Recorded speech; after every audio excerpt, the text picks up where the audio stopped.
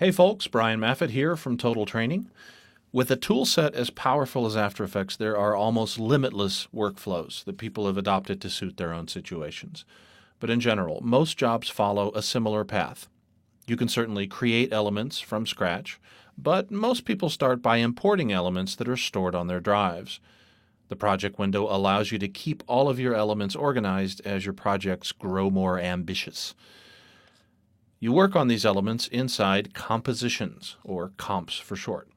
Comps are similar to the canvas in Photoshop or artboard in Illustrator. Whether you're applying an effect, adding some type, moving some elements around, everything visual happens inside compositions.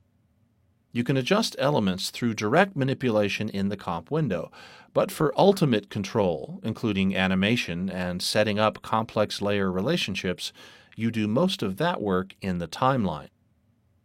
Compositions can be nested inside other compositions, like smart objects in Photoshop, only with a lot more control.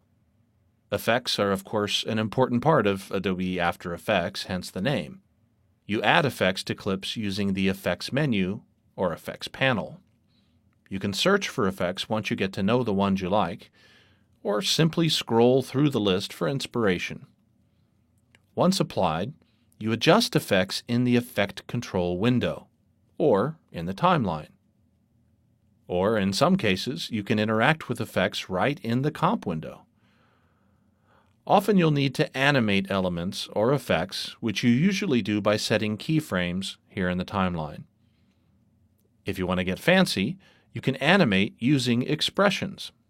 If you get a project from someone and you see red text in the timeline, that's an indicator that an expression is at work.